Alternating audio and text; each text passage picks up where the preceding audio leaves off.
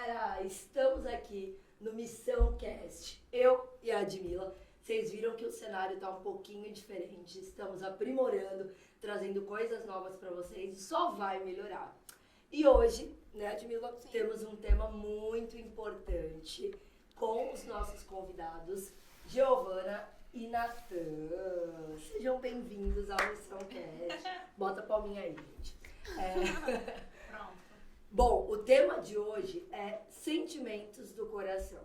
Estamos aí no Setembro Amarelo, né? E aí queremos saber, a Giovana vai se apresentar, né? Vai falar qual é a sua profissão, o Natan também. E aí, com certeza, a profissão tem a ver com o tema, né? E a gente vai conduzir aí. Pode falar aí. Meu nome é Giovana, eu sou psicóloga, né? Sou formada em psicologia em 2020 pela Universidade Unip. Trabalho como psicóloga no Cemitério Metropolitano de São Vicente. Então, trabalho com o luto, né? Trabalho com pessoas enlutadas e engloba um pouquinho aí os sentimentos do coração, porque muitas vezes o luto ocasiona aí numa depressão, numa ansiedade mais elevada.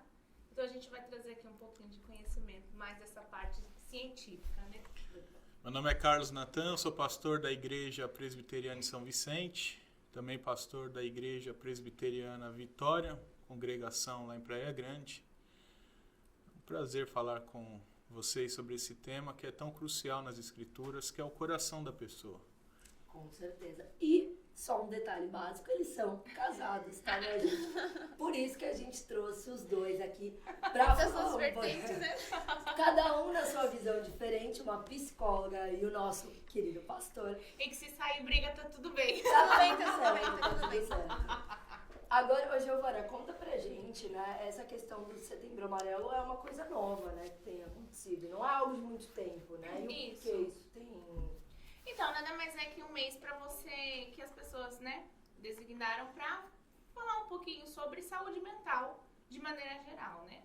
Claro que também o foco é mais o suicídio, que é o que acabou levando a ter esse mês, né? Mas o foco é o cuidado com a saúde mental, né? O cuidado com o eu, né? Consigo mesmo, com as suas emoções, com os seus sentimentos, o seu psique mesmo. E aí surgiu aí como, assim tem o Outubro Rosa, o Novembro Azul, que são designados por câncer de mama e o câncer de próstata, Sim. né? Se eu não me engano. Mas também deram essa devida importância no Setembro Amarelo justamente para também dar essa evidência aí, essa condução, né? Para olhar para a saúde mental, não banalizar, né? Não se tornar banal. Legal. E porque nós, cristãos, estamos aqui falando de depressão, suicídio, sentimentos do coração. O que tudo isso, acho que o Natan pode começar respondendo essa pergunta. O que a Bíblia nos diz sobre isso? O cristão, ele tem depressão, ele pode ter depressão, ele pode ter angústia, ansiedade. E aí, pastor? Antes de eu responder, eu vou pedir para a Giovana definir os termos, Tá. porque a gente precisa definir os termos do que é. Tá. O que é considerado depressão, o que é considerado angústia, o que é considerado ansiedade, porque a Bíblia trata desses assuntos e ela usa muitas palavras para falar sobre essas coisas, palavras com sentidos diferentes. Então a gente precisa entender o que é, qual que é o conceito. Quando eu falo de depressão, o que eu quero falar, o que é depressão? Porque eu creio que hoje a gente cai muito numa generalização de conceitos e ideias que fazem com que a gente fale coisas que não são.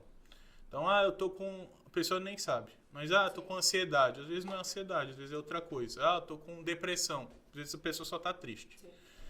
Então, prefiro que a Giovana comece respondendo, que aí ela já define o conceito, depois eu respondo a parte do que a Bíblia fala dos assuntos. Então, porque... Vamos lá. Resumidamente e bem simples. A depressão ela é um estado, né, digamos assim, de melancolia, de tristeza profunda. Então, ele é um transtorno, tá? Claro que se você perder um ente querido, você não vai estar feliz. Então, isso não quer dizer que você é depressivo. Você está passando por um período de tristeza, que é super natural. Claro que, se não for devidamente tratado, pode ocasionar um transtorno, que aí a gente chama de depressão, sim, pode. Mas às vezes a pessoa está passando por um momento de dificuldade ali, de angústia mesmo, de incerteza com a vida, e faz parte, né? Também temos a questão da depressão quando temos deficiência no nosso próprio organismo. Os próprios hormônios não reproduzem ali o hormônio da felicidade, então, como é o único jeito de tratar isso? Se não tem um motivo, digamos assim, emocional, não tem um trauma, mas tem esse quesito orgânico da coisa. Então, a pessoa precisa de um medicamento, né? Precisa repor. A ansiedade, o transtorno de ansiedade, ele é dividido em muitas categorias, mas resumidamente, é um medo excessivo de alguma coisa, é uma preocupação excessiva por algo que vai acontecer, ou às vezes até por algo que já aconteceu. Muita gente tem até um pouquinho aquelas frases prontas de que a ansiedade é um medo assim do futuro só, mas não, às vezes de coisas também que já aconteceram. Isso, excesso do futuro. O que é outra situação que você banaliza mais, né? Você, digamos assim, deixa muito funilada a situação e não. Então, a ansiedade, né? Aí tem pessoas que têm ataque cardíaco e tal. Então, como o Nathan mesmo disse, né? A gente já ouviu isso muitas vezes. Tem gente que chega pra gente e fala assim, eu acho que tô com crise de ansiedade. Aí você pergunta pra pessoa, não, você fica preocupado, que a pessoa fala, sim. Por quê? Aconteceu alguma coisa? A pessoa não sabe explicar. Mas ela definitivamente já definiu ali, já se colocou que tá com ansiedade. E às vezes é só uma situação que ela passou que dá essa sensação, essa ansiedade mesmo, mas que não é um transtorno, não é algo que ela, digamos, precise especificamente de um tratamento mais sério. Ela só tá naquele período ali, vai passar, vai acontecer. Claro que tem gente que desenvolve o transtorno por conta disso. Então, a pessoa quando tá passando precisa ter o cuidado, precisa ter esse autoconhecimento, que é a ajuda de um profissional, né, até pra separar, é só por esse período, vai passar e tudo mais. Ou vamos ver o porquê, qual o sentido, o motivo. E aí, né, acaba para não ocasionar um transtorno em si, da pessoa precisar de medicamentos e de um acompanhamento mais multidisciplinar, né? Mas basicamente é essas diferenças. Um é estado mais alegre e outro é estado mais depressivo. Esqueci a pergunta. Sobre o que a Bíblia nos ensina, né? Você pediu para ela definir o que seria aí depressão, né? O que seria ansiedade? Angústia. A angústia ela faz angústia da depressão. Mas não, a angústia é por algum motivo. Você está angustiado por algo que aconteceu. Pode ser. Mas pode agravar, por exemplo, para essa angústia se tornar uma depressão? Pode. É aquilo que eu falei, definir no começo, né? Às vezes acontece uma situação que angustia a gente, se a gente não trata, não sabe por que está acontecendo, não às vezes identifica que são medos e inseguranças que já aconteceram, que a gente passa batido e a nossa cabeça fecha, esquece, aí vai levando aquele problema, carregando aquela bagagem, e chega uma hora que o corpo não aguenta. Sim. E aí a gente tem as respostas dos transtornos. E aí, Nathan, Desculpa, pastor Nathan. Meu nome não mudou. Meu nome não mudou. Meu nome na certidão continua Carlos Nathan ainda. Não precisa de pastor nem de reverendo, não. Não, tudo bem. O que a Bíblia nos diz sobre isso? A Bíblia trata isso primeiro como pecado. Como pecado não no sentido de a pessoa cometer um pecado para estar em tal situação. Às vezes é causada por um pecado, mas de maneira geral, a depressão, a ansiedade, qualquer doença, ela existe por conta do pecado. Se não tivesse pecado, não tinha doença. Por isso que ela é tão difícil de ser tratada e por isso que ela reside no coração. E é algo que eu converso muitas vezes com a Giovana, que é possível alguém passar, claro que é, porque todo mundo está sujeito aos efeitos do pecado, mesmo crentes. Crentes também são pecadores, crentes também lutam contra o pecado. A Bíblia, essa é outra pergunta, né? Se o cristão ele tem a depressão também. A Bíblia narra, Davi narra vários personagens que ficaram angustiados. Dizer que eles ficaram depressivos, acho muito forçado. Porque foi um evento específico que se soube a natureza, por exemplo. Davi narra que ficou super triste quando o filho morreu. Ele não fica triste quando o filho morre, alguma coisa de errado tem em Davi, né? Então, mas você vê ele narrando momentos de angústia, o próprio Jesus se angustiando, o próprio Jesus e a palavra ali, em grego, esqueci qual é agora, mas é uma ideia de alguém que ficou com ansiedade, com angústia mesmo, de algo que ele sabia que enfrentar, que era a ira de Deus. Tanto que ninguém sua sangue porque está feliz. Mas Jesus não pecou. Mas ele lutava contra os efeitos do pecado nesse mundo. Tanto que ele envelhecia, tanto que ele teve que passar pela morte. Ele morreu. Morreu por quê? Porque ele lutou contra o pecado. Que era um homem normal.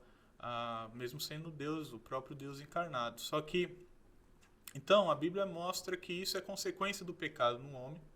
É consequência do pecado no coração do homem. E por isso que muitas vezes eu brigo com a Giovana. Brigo no bom sentido, a gente conversa bastante, que eu creio que a psicologia encontra sintomas do que é. Porque eu creio que ansiedade, eu creio que essa depressão, eu tenho dificuldade com depressão, mas depressão, com ansiedade, com qualquer outra coisa que seja um trato psicológico, eu creio que é sintoma de uma doença que está no coração da pessoa. E psicólogo nenhum tem poder para acessar. Psicólogo nenhum consegue acessar e não sabe, não tem a ferramenta para acessar, porque coração se trata com a palavra de Deus. Não se trata com tratamento psicológico. Você pode aplicar o teste que você quiser. Você pode fazer o tratamento, a escola psicológica que você quiser. Você pode ser psicanalista, você pode ser fenomenólogo, você pode ser o que você quiser. Comportamental, o que você quiser. Você não consegue tratar a fonte, a raiz do problema. Porque a raiz do problema, ainda que não seja um pecado específico, mas é um efeito do pecado. Então, quando eu mostro, e Jesus fala muito disso, Jesus dá uma ordem, olha, não andeis ansiosos de coisa alguma. Se é de coisa alguma, é de coisa alguma, nada de nada. Então, todas essas coisas eu posso chamar de incredulidade, por exemplo?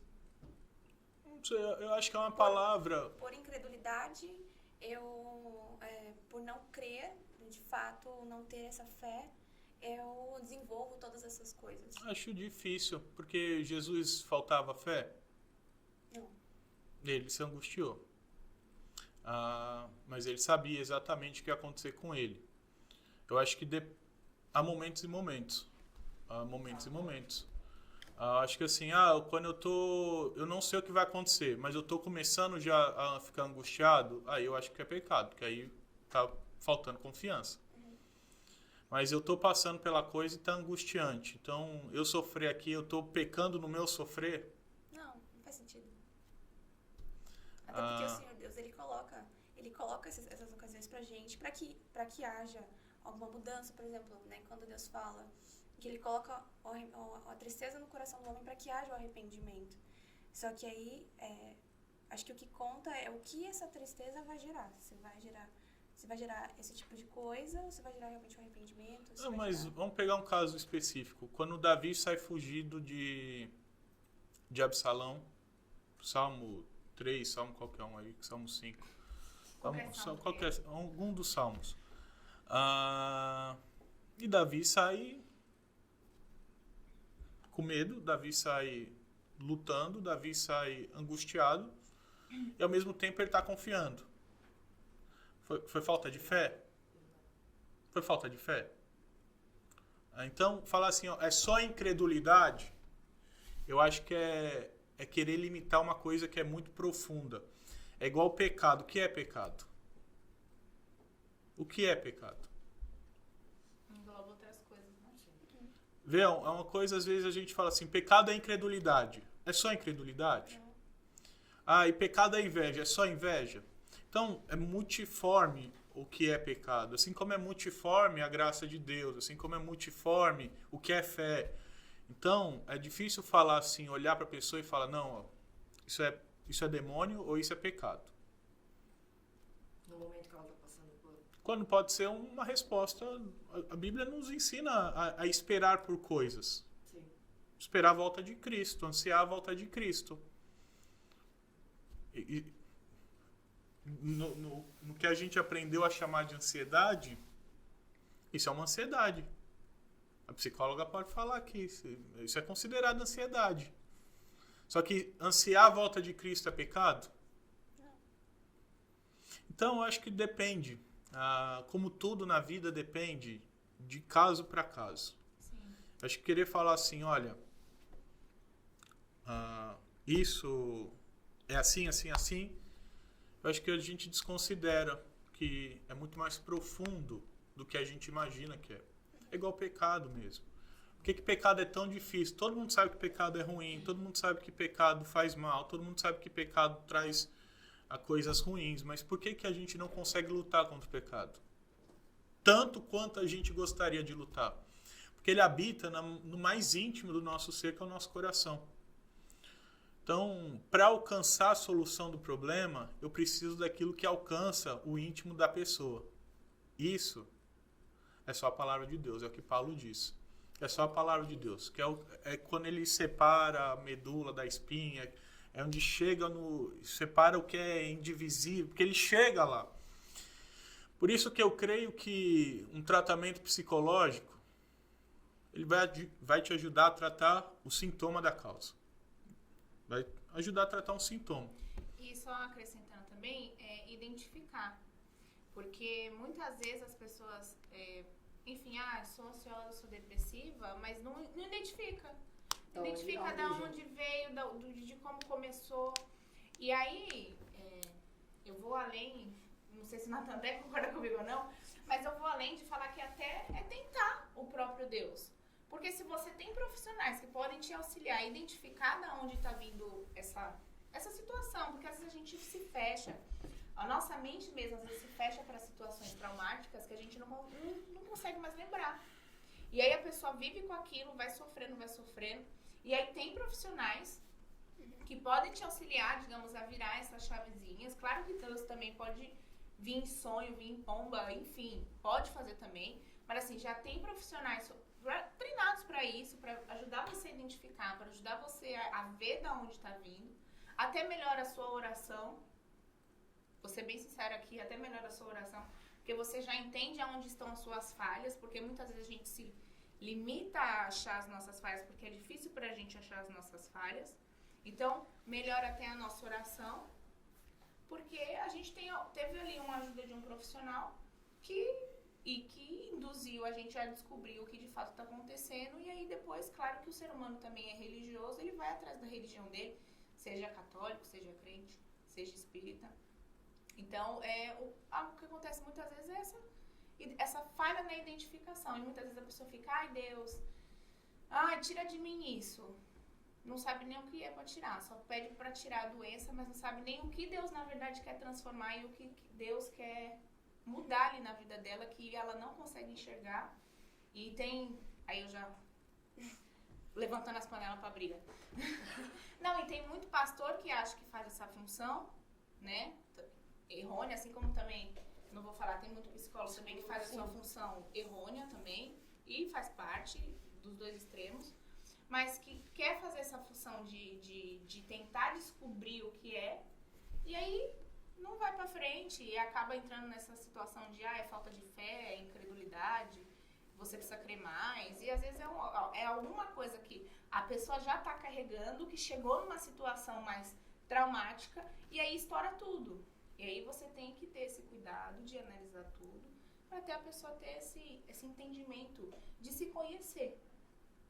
Eu acho que o que acontece muitas vezes a pessoa não se conhece. E aí não se conhece, vive atrás de uma busca aí por uma outra pessoa que também não conhece, e aí os relacionamentos nunca dão certo, porque não se conhece, não conhece o outro, não faz aqueles, né, não se conhece, acaba gerando outras coisas. Fala, Nathan. Ele tá doido pra falar. Ele quer me bater. Tá se segurando. Eu já falei a manchete Não, desse podcast. é que que eu acho que não é o pastor em si, sabe? Sim, Que não. pode tratar alguém. E nem o psicólogo também. É porque você pontuou a questão do íntimo, né? Você falou, o psicólogo ele tá ali para diagnosticar e até mesmo entender por que você chegou nisso. Mas o único que realmente consegue tratar isso Transformar, assim, transformar- do pecado pra... Sim, do É pecado. Deus através de sua palavra. Só que Exatamente. qualquer um que tem acesso à palavra de Deus e seja verdadeiramente crente, pode ser esse conselheiro. A gente chama de conselheiro. Pode ser Tá. esse tratador da alma, esse psicólogo que, no Ajuda. raiz da palavra, que estuda a alma da pessoa. É porque tem dons, né, espirituais sobre. Mas porque a palavra de Deus, ela foi usada para... Ela tá aí para quem tem acesso. A gente tem acesso a ela. Tudo bem, o pastor maneja a palavra de Deus melhor, então talvez saiba exercer melhor. Sim. Mas, fulano tá com problema, vou jogar no pastor. Não, acho que é responsabilidade sua. Sim, Acho que a responsabilidade é missionária mesmo. sim. De todo cristão. Você tem a palavra de Deus lá, você tem o mesmo Espírito que me capacita, você tem o Claro. mesmo Espírito que escreveu a palavra, que inspirou as pessoas que escreveram a palavra. Você tem tudo para você ser essa ferramenta de levar salvação para as pessoas. E às vezes Deus te colocou naquela situação ali justamente para você ajudar aquela pessoa. Sim, e eu acho engraçado que a gente às vezes acha que a pessoa precisa ser crente para então... Primeiro eu preciso converter a pessoa para depois conversar da palavra com ela. Eu não creio nisso, eu creio que vamos tratar com a palavra. O que a palavra ensina a fazer, o que a palavra nos orienta a fazer. É claro que vai ter um entendimento espiritual aquele que é convertido. Por isso que precisa de alguém convertido para ensinar, para mostrar o caminho. Mas o que a palavra de Deus ensina serve para todo o coração. Eu não preciso primeiro converter a pessoa para depois a palavra de Deus fazer efeito na vida dela. Sim, sim. Ela é poderosa o suficiente para fazer efeito mesmo se aquele não for um eleito de Deus. Por isso que... Até aquelas pessoas que seguem como filosofia, né? Você vê que até, sei lá, se eu não me engano, não lembro ouvir, que tem até empresários que seguem a filosofia bíblica que são bem-sucedidos, mas assim, não necessariamente são cristãos, né? Sim, são convertidos. Mas perdi o fio da meada. Foi mal. Não, Mas eu ia perguntar, já fazer essa... Vai, Pode perguntar, pergunta. Pode perguntar, Eu tá. esqueci. Aí o ponto é o seguinte... Eu tô grávida. Ela ainda tá grávida, né, gente? Eu tô falando aqui com a vozona. Mas o ponto é o seguinte. A gente falou da depressão aqui, né? E o modo de ser tratado.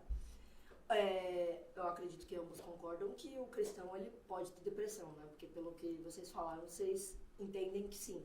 Só que qual é a diferença, na percepção de vocês, qual é a diferença, como o cristão deve reagir a uma depressão e uma angústia e como o não cristão ele reage? Porque assim, eu vejo hoje um pouco de banalização dessa parte de depressão, dessa parte de, eu tô angustiado. Eu confesso que eu sou advogada e vejo muito essa coisa de síndrome de burnout.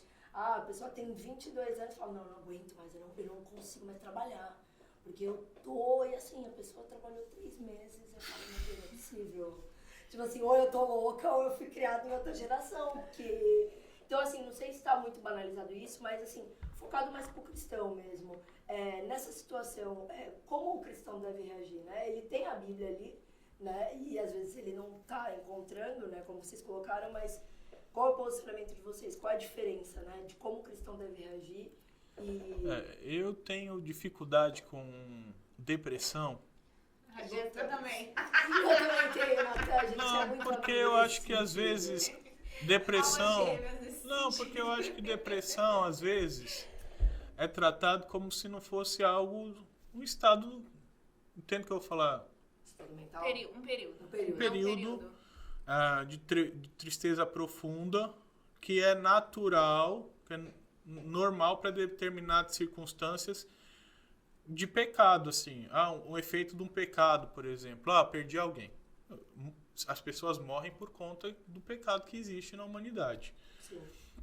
do pecado que existe no mundo. E isso me gerou tristeza profunda. Para mim isso não é depressão. Mas eu tô há 2 anos triste. Tá bom, é o seu tempo de ficar triste. Fique triste. E Salomão falou isso. E Salomão falou isso. Tem tempo para tudo. Tem tempo para chorar, tem tempo para ficar alegre. Esse é o tempo de chorar, mas são 2 anos. Parabéns. Curta os seus 2 anos de sofrimento. Sim.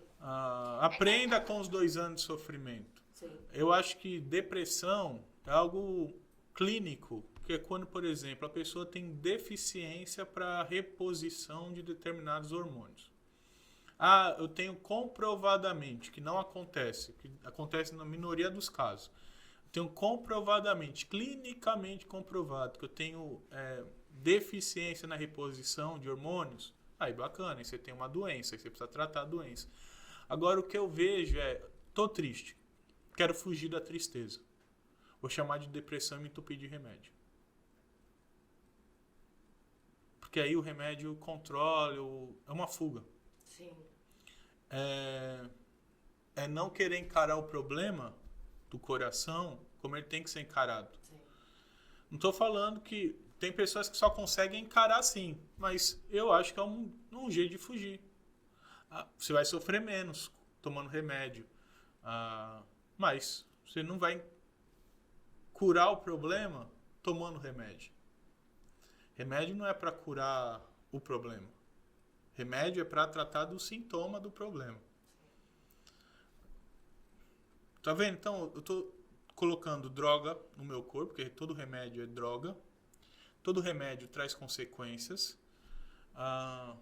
Estou chamando isso de uma doença, porque eu não quero encarar a realidade. Então, eu começo a fugir da realidade através de remédios. Não quero entrar no mérito. Tem pessoas que só conseguem assim, tem pessoas que conseguem sem. Acho que isso é de cada um, mas eu acho que a pessoa tem que refletir bem. Por que ela está tomando remédio? Por que ela está passando por esse momento de depressão? Que ela diz ser depressão e que falaram para ela que é depressão. Por quê? O que ela tem feito para lutar, para sair desse estado? Estou me entupindo de remédio. Bacana, você está tratando os sintomas, não está tratando a raiz do problema. Só que assim, às vezes você fica 6 meses mal e toma remédio. Aí para você fazer o desmame do remédio, é 3 anos. Isso se você conseguir, porque tem gente que fica dependente do remédio. Então, acho que não é nossa geração, porque isso também está nos mais velhos.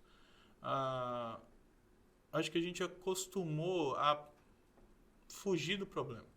Não encarar ele. Sim. Olha, eu tô triste por conta da situação X, Y. Tô numa melancolia profunda. Que bom. Que bom, porque...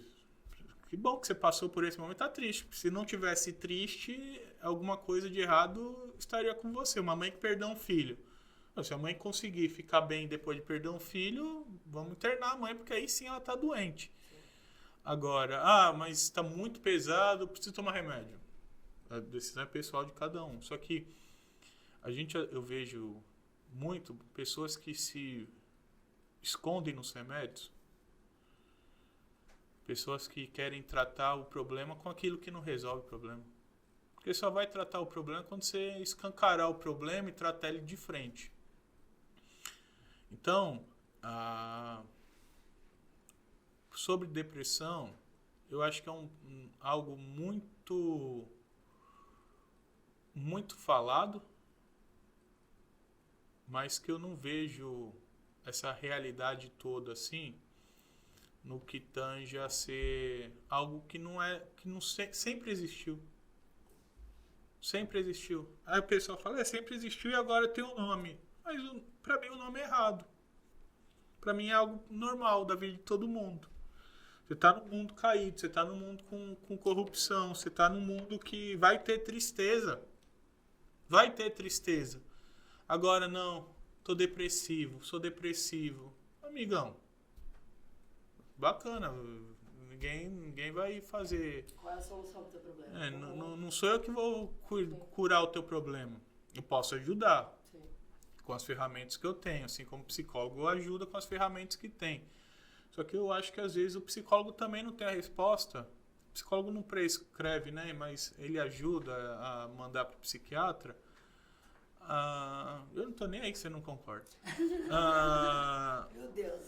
Pega as panelas. Vai ter briga em casa hoje. E às vezes não sabe como responder. Sim. Essa é a minha questão. Porque fala, não, eu sei responder. Não sabe responder porque não sabe tratar o problema. Vai falar o que para a pessoa?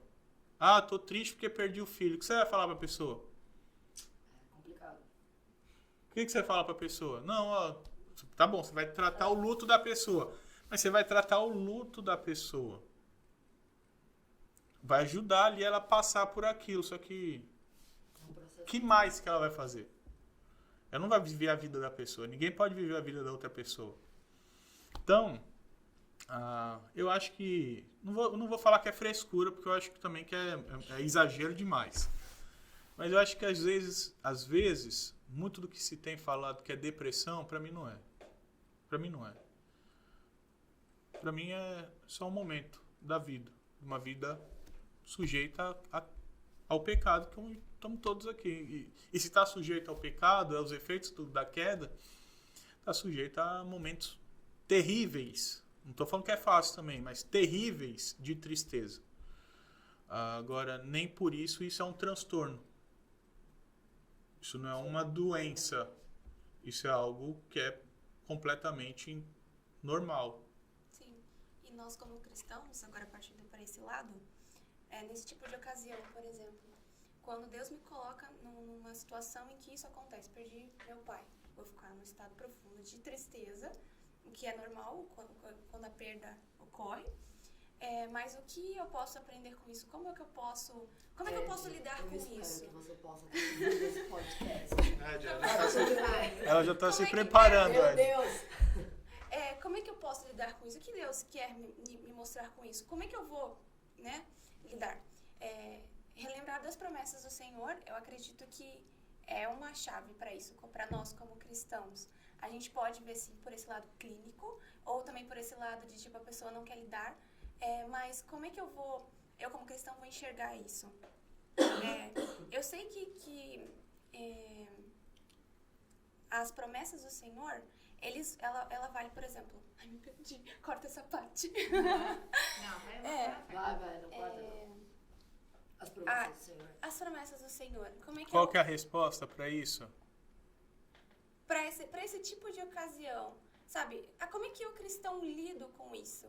Sabe? Porque eu sei que a morte ela é consequência do pecado e ela existe. E a gente sabe que ela tá aí, um dia ela vai chegar para todo mundo. E aí, quando isso ocorre... Não necessariamente. O quê?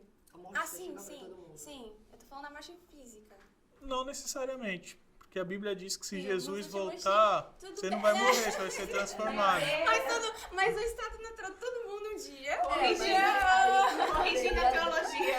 Confia a Deus decidir, não a pessoa, né? mas Os eu não- crentes mas serão eu não sei- transformados, os ímpios vão morrer. eu não sei se Jesus vai chegar amanhã e eu ainda vou estar viva. Ou Ou se agora. Deus eu vou morrer e depois eu sei. Crendo que Jesus não volte ao caminho natural para todos. Isso. É a certeza. Isso. Quando isso ocorre, eu sei que a Bíblia ela fala sobre essas coisas. Pra gente lidar isso, eu acredito que dá pra sim pra lidar de uma forma mais... Já me perdi no meio do caminho. Mas não sei se... Que é uma forma mais Eu- bíblica? Sim. Então, se você pegar o princípio da criação, a gente não foi criado pra morrer. Ponto 1. Por isso que a perda e a morte, a gente sofre tanto. A gente Por mais que sofre seja algo que a muito gente com já sabe isso. que vai acontecer. Sim. Sim, porque a gente não foi criado pra isso. Se você vê lá na criação, era pra estar todo mundo feliz pra sempre, né? Digamos assim. Porque a morte veio como consequência do pecado. É algo da não separação. natural. Não é algo natural. Por isso que a gente sofre mais com isso. Por isso que as pessoas têm medo de morrer. Por isso que as pessoas não querem vivenciar a perda de alguém querido. Não querem quebrar o vínculo, porque sabe que esse vínculo aqui na Terra não vai voltar mais. Então, eu acho que é por isso que perda, adoro tudo que eu queria Vamos falar de luto, adoro. Um vazio. Não, mas perda é tão, digamos assim, prejudicial para nós. Porque não fomos criados para isso, né? Então, você vê que a ordem natural, ainda que a gente, em estado pecaminoso, a ordem natural é que os pais enterrem o filho. Ou, desculpa, ao contrário, que os filhos enterram os pais. Eu aqui. É, E eu aqui. E a Já matou teu pai. eu tô falando Já convicta. matou o pai, Não, ela ela quer, matou o pai, ela já quer vi. matar o próprio Pelo amor de filho. Deus, pai. Não, então, mas a ordem natural é que os filhos enterram os pais, os pais enterram os avós. Essa é a ordem natural. Quando essa ordem, na nossa cabeça é essa ordem natural, né? É na nossa expectativa, na nossa visão, no que a gente espera que aconteça.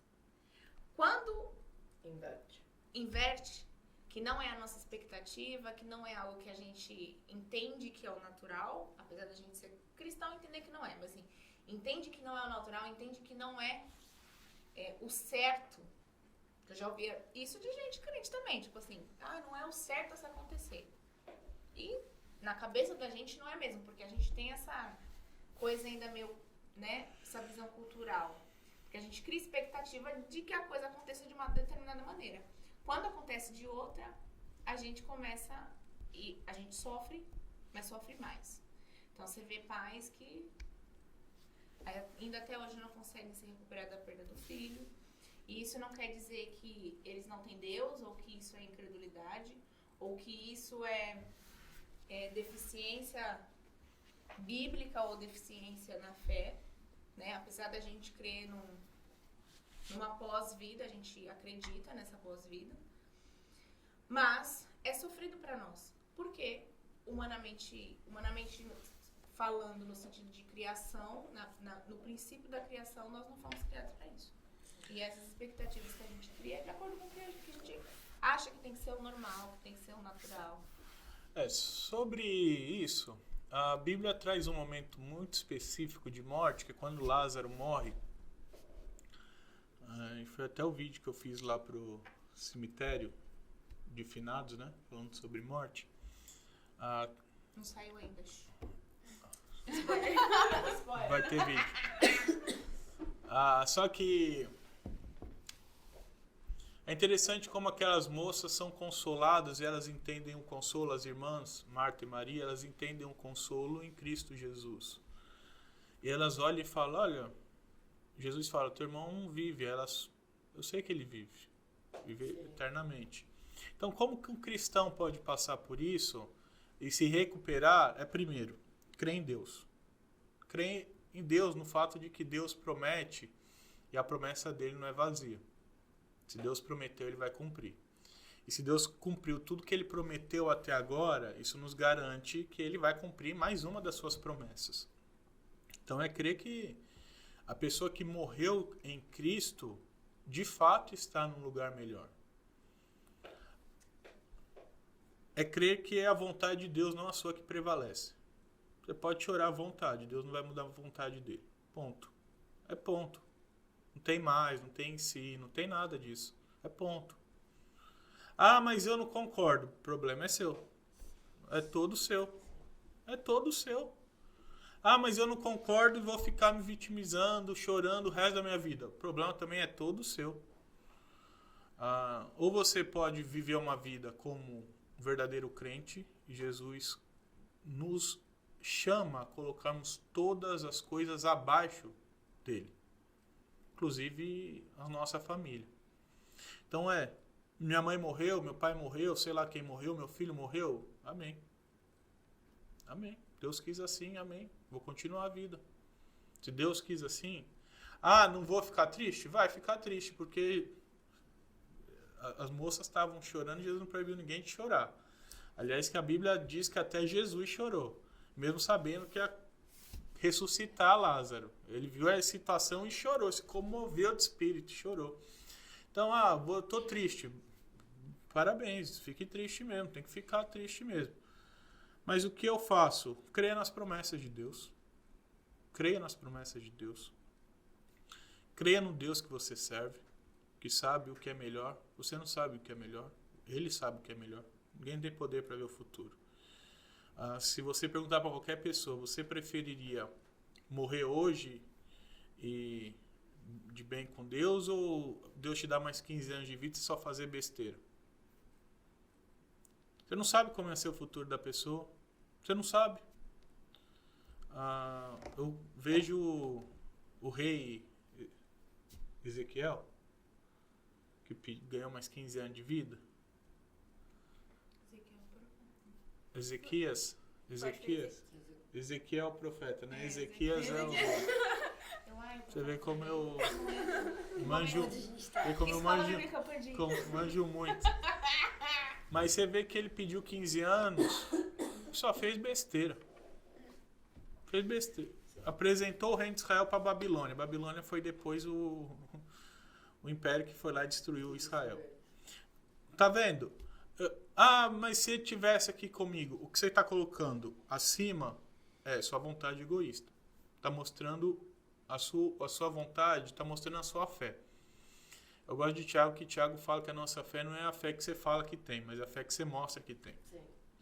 Se eu falo para você que eu creio em Deus com toda a minha força, mas eu quero a minha vontade acima da vontade dele, eu estou mostrando que eu tenho fé mais em quem? Em você do que em Deus. Mas eu tô... Não, você está mostrando aonde está o seu coração. Jesus não pediu... Eu acho engraçado quando as pessoas falam e pedem assim, não, porque você tem que dar seu dízimo para Deus, tem que dar seu dízimo do seu tempo para Deus, tem que dar o dízimo. Deus não pediu o dízimo de ninguém ainda. Deus pediu o coração, o todo da pessoa. Pediu o coração da pessoa. Deus quer o coração. Por isso que ele transforma o coração da pessoa. Ele não transforma só 10% do seu ser. Deus quer o coração, quer tudo.